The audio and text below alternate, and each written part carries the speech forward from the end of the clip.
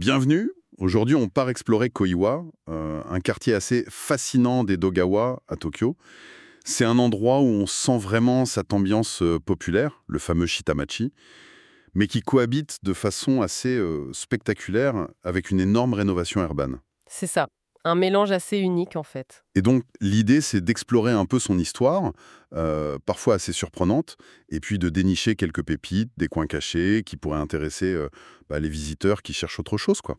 On s'est basé sur pas mal de documents, des infos de la mairie d'Edogawa, des blogs qui racontent le côté un peu rétro, voire un peu sombre parfois, des vidéos locales. Oui, des sources assez variées pour essayer de cerner le lieu. Notre mission, si on peut dire, c'est de capter un peu l'essence de Koiwa, comprendre comment ça a évolué et ce qui le rend spécial. On va mettre l'accent sur les anecdotes historiques, les lieux un peu moins connus, tu vois. Allez, c'est parti pour ce voyage entre nostalgie et modernité. On décortique ça ensemble. Alors pour commencer, quelques bases peut-être. Koiwa, c'est pas tout neuf. La gare JR, elle ouvre en 1899. Ça lance vraiment le développement. Et puis, vers les années 1920, on voit apparaître les premières associations de commerçants. Déjà, ça bougeait pas mal. Tout à fait. Et la période après-guerre, ça a été vraiment clé. Le Flower Road, par exemple, cette grande rue commerçante couverte, en 1945, suite à un ordre d'évacuation, en fait, pour créer des coupe-feux, la rue a été élargie de force, elle est passée de 8 mètres à 15 mètres. Ah oui, quand même. Ça a dû être un choc, non? Pour les gens qui vivaient là. Oui, certainement.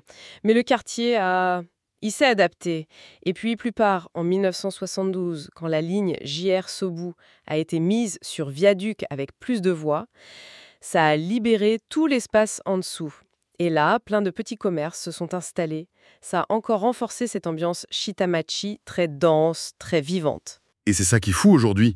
D'un côté, t'as l'immense chantier près de la gare JR, des tours modernes qui poussent, et juste à côté, t'as des rues comme Flower Road ou Sun Road qui ont l'air figées dans le temps, très chaud à rétro. Les vieilles photos, si tu compares 1968 et maintenant, la différence est saisissante. Impressionnant, oui. Justement, en parlant d'ambiance rétro et d'histoire un peu différente, Koiwa a un passé assez coloré, non? J'ai lu des trucs assez incroyables. Ah oui, tout à fait. Le passé de Koiwa est piquant, on peut dire. Il y a eu par exemple cette histoire du Koiwa Venice Market. Le marché de Venise à Koiwa, ça, c'est quoi ça? Juste après la guerre, en 1946, les marchands ambulants qui avaient été virés du Flower Road en plein réaménagement, ils n'ont pas abandonné. Ils ont eu cette idée un peu folle, construire des écopes sur pilotis au-dessus d'un canal, le Koiwa Yosushi. Incroyable. Un marché sur l'eau, quoi. D'où le nom Venise, j'imagine. Ça devait être quelque chose? Apparemment, c'était très animé. Une trentaine de boutiques sur près de 300 mètres, des petites gargotes, des vendeurs. Ils avaient même une autorisation.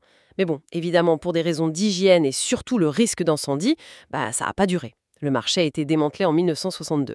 Et il reste quelque chose aujourd'hui? Une trace pour le visiteur curieux? Du marché lui-même, non, rien.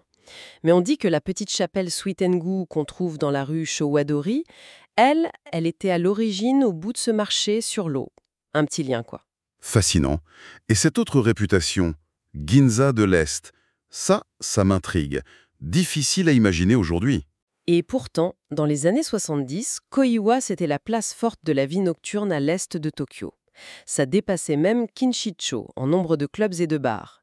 Il y avait des endroits très chics, apparemment les hôtesses gagnaient autant qu'à Ginza, des cabarets connus comme ceux de la chaîne Hollywood.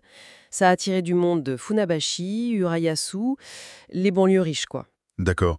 Et qu'est-ce qui a fait que ça s'est calmé? C'est surtout les transports, en fait. L'arrivée de la ligne rapide Sobu, qui ne s'arrête pas à Koyawa, et puis la ligne Tue-Shinjuku, qui a relié Motoyawata directement à Shinjuku.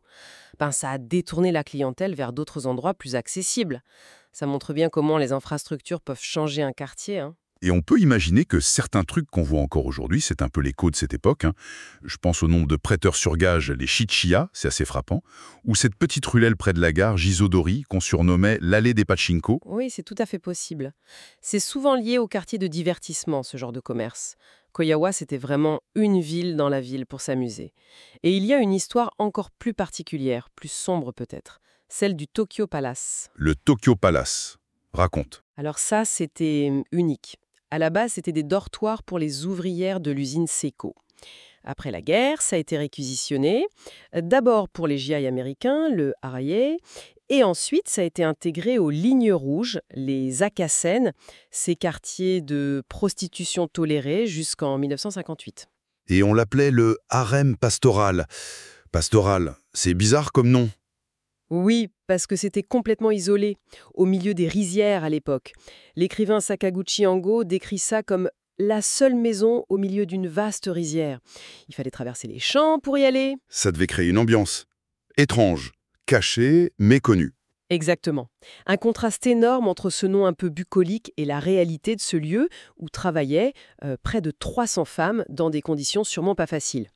Et le fonctionnement était spécial aussi, il y avait un dancing. Ah oui, comment ça marchait?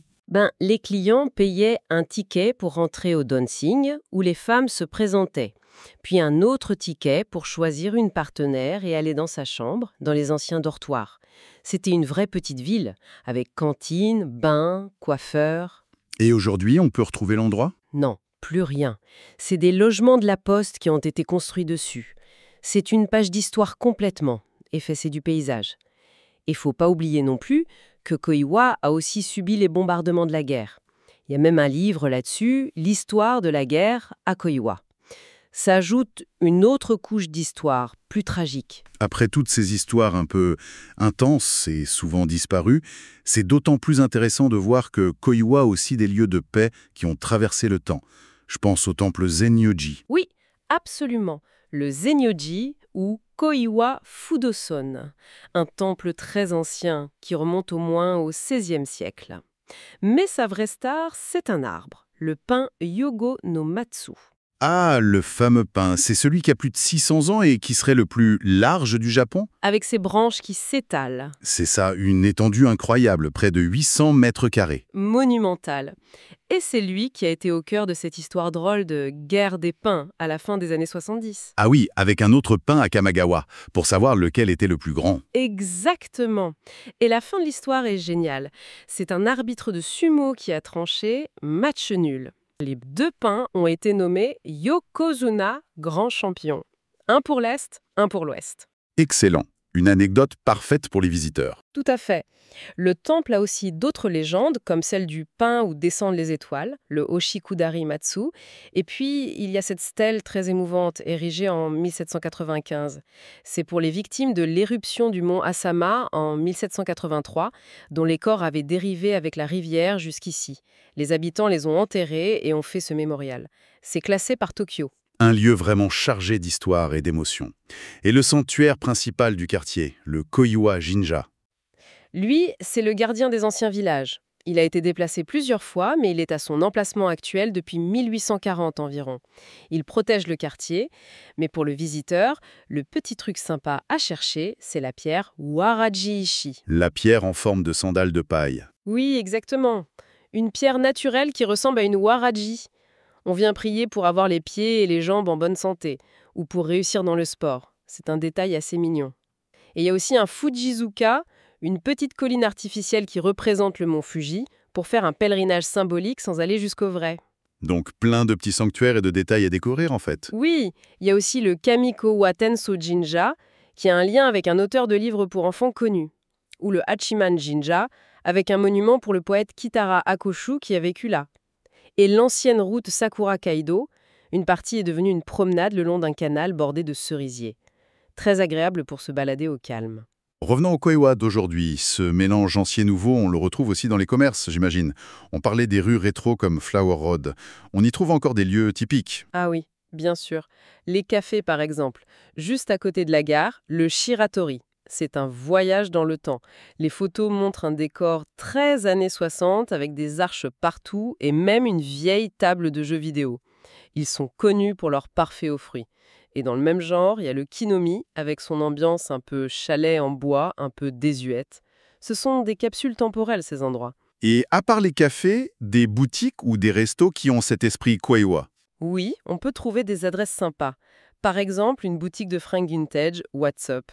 C'est une institution ici. C'est le magasin original d'une chaîne assez connue, mais beaucoup l'ignorent. Ou une boulangerie comme Boulangerie Basse. Elle est tenue par un musicien, ça se voit dans la déco. Et leur pain spécial au noir, haricots rouges et cream cheese, ça montre une certaine créativité. Et pour manger le soir, des petits coins un peu plus cachés? Puis il y a des izakaya, des bistrots japonais un peu à l'écart, comme Inaka par exemple. Ils sont connus pour cuisiner des poissons hors calibre, moins chers mais très bons. Et leur otoshi, l'amuse-bouche, est super copieux. C'est le genre d'endroit qui fait le charme local. Toute cette diversité entre l'histoire, les temples, les boutiques de caractère, c'est ça, finalement, Koiwa aujourd'hui. Un quartier à explorer en strates. Oui, je pense que c'est ça. On peut passer d'une ruelle qui raconte une histoire oubliée à un temple centenaire, puis tomber sur une boutique vintage ou un café hors du temps. D'ailleurs, des événements comme le Ekikara Hiking, les randonnées depuis la guerre, proposent souvent des parcours qui mélangent tout ça. Les rues rétro, les temples comme Zenyoji, et même les espaces verts comme le jardin d'Iris au bord de la rivière. C'est une bonne façon de sentir l'atmosphère du lieu. Bon, notre exploration arrive à sa fin. Koiwa, ça se révèle être un quartier avec plein de facettes. Un passé riche, des histoires parfois un peu folles, ce charme désuet qui résiste. Ouais. Et en même temps, cette transformation urbaine hyper forte qui est en cours.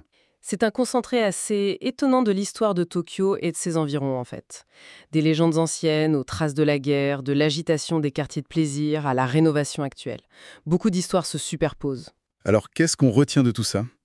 Que même dans une ville immense comme Tokyo, il y a des poches d'histoire, de caractère qui persistent, souvent juste à côté des gros chantiers. Et c'est peut-être là qu'on trouve une expérience plus authentique, si on prend le temps de chercher un peu. Oui, c'est souvent dans ces interstices qu'on trouve des trésors. La grande question pour Koiwa maintenant, c'est comment il va réussir ce mariage entre cette modernisation intense et la préservation de son âme, de toutes ces histoires cachées qui le rendent si attachant. Peut-être que la vraie découverte de Koiwa, elle commence là où les guides s'arrêtent, non?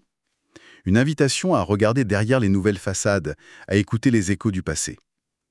Voilà, merci de nous avoir suivis dans cette plongée.